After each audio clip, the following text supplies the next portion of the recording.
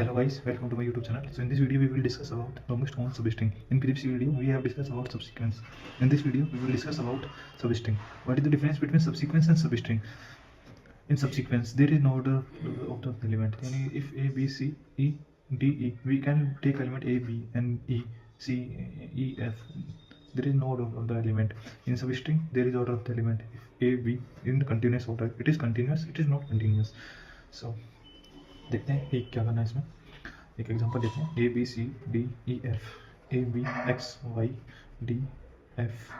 तो इस एग्जांपल में देखते हैं कि लॉन्गेस्ट कॉमन सबस्ट्रिंग क्या होगी. पहले सबसीक्वेंस देखते हैं. सबसीक्वेंस इसमें होगी A B D D F F A B. तो ए बी डी एफ इसमें लॉन्गेस्ट कॉमन सबसीक्वेंस होगी, क्योंकि इसमें ऑर्डर मेंटेन कंटिन्यूस ऑर्डर जरूरी है और कंटिन्यूटी जरूरी नहीं है. अब सबस्ट्रिंग देखते हैं. सबस्ट्रिंग क्या होगी. इसमें ए बी और दूसरा होगा, इसमें एक ही सबस्ट्रिंग होगी ए बी. इसमें ऑर्डर मैटर करता है, कंटिन्यूटी भी मैटर करती है. ये तो आ गई हमारी प्रॉब्लम स्टेटमेंट कि हमें करना क्या है. अब इसका कोडिंग पार्ट देखते हैं कैसे करना है. तो हमें सबसीक्वेंस वाला कोडिंग पार्ट में क्या था कि इफ़ हमारा A of I minus one अगर इक्वल टू था B of J minus one की, तो हमें इसमें इंक्रीमेंट कर दिया था एक से वन प्लस इसके ऊपर वाला जो एलिमेंट था उसमें हमने एक इंक्रीमेंट कर दिया था. देखो तो T of I minus one यानी कि एक ऊपर जे माइनस वन यानी कि साइड वाला कॉलम, ऊपर से साइड वाला कॉलम. जैसे ये एलिमेंट है तो इसमें एक इंक्रीमेंट कर दिए थे.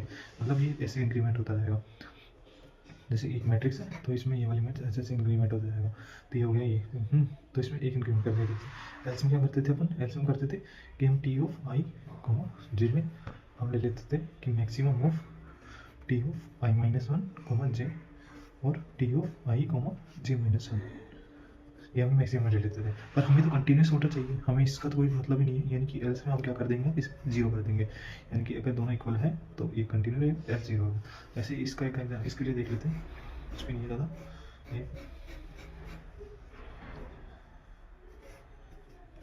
इसको zero zero zero zero zero zero zero कर देंगे, पूरे को जीरो, इसमें पूरे को जीरो कर देंगे.